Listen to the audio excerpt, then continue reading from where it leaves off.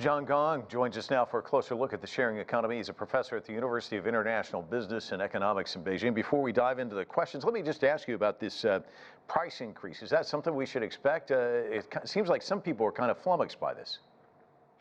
Well, when these platforms are gaining market power, it's understandable they want to jack up prices. I think for the most part, a lot of these companies roll out a service at what we economists call introductory pricing. That means that they probably are losing money in order to gain market share. And once they gain market share, they're ready to jack up prices. So, this is something, it's actually quite normal. Now, we see this in the a taxi business when Didi or Uber came to China, established business in China, and after they have merged and they have really grown to a very large extent, they raised the price. So I would expect these things would happen in the future. Yeah, supply and demand, as they say. The world economy just keeps on changing. The sharing economy is now a reflection of that. We kind of touched on some of the things we're seeing in a sharing economy, but give us a sense of some examples you're seeing in the service sector, tech industry that have caught your eye. Well, in old days, we used to say that everything is for sale. I guess everything is for share these days. Really, there's nothing you cannot share. I mean, other than I guess your family members. I guess I'm just kidding. The thing is that as the economy moves, especially in China, moves to a more of a service-oriented economy, you're going to see a lot of these things happening, especially. When you have these big platform companies start to squeeze out, every inch of inefficiency in the economy. I mean, this is really relentless development, in my view. Think about in the future. What about sharing cars, for example? People don't own cars anymore. They just share it. That's going to be a profound change in the economy.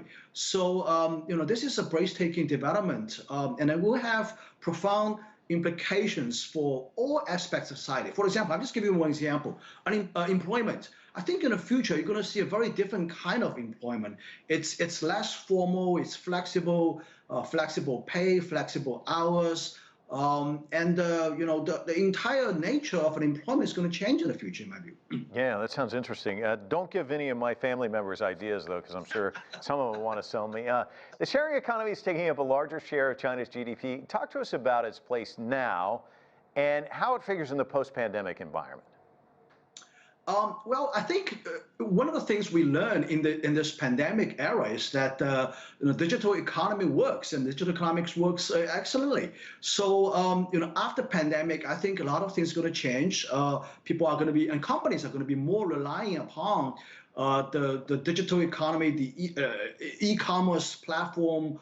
And I think the nature of a company is going to be organized quite differently. As I said, the relationship between employees and employers is going to change. A lot of things are going to change. So I think the digital economy is going to be very different as we see it. I guess everyone has to be adaptive to that, and we will have to change, I guess. Yeah, I guess we have to in order to survive and thrive in the future. But talk to me about potential hiccups, hurdles that you might see in the horizon. I think there will be a lot of structural changes in the economy, and every time you see something like this, there will be winners and losers. I think companies that are too much hinged upon the old paradigm is probably going to lose out. And I think the same thing applies to employees as well.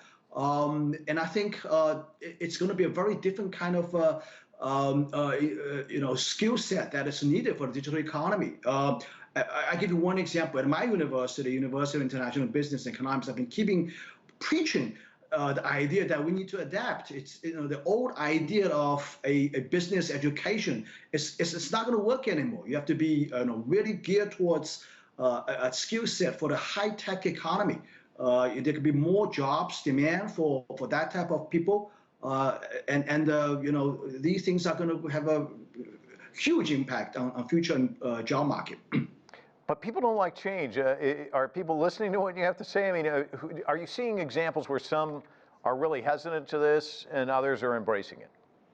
Well, I get mixed reactions, I guess. Some of my university leadership people, they are, really bought into this idea, but some people are resistant to change. As you can imagine, that human nature is indeed resistant to change. So I guess, we have to be ready for that change, and we have to be audacious enough to essentially conduct a personal revolution, in my view. Start with ourselves to adapt to the new change. It's going to be very different. If we don't change, we're going to lose out. Yeah. John Gong, always a pleasure. Thanks so much.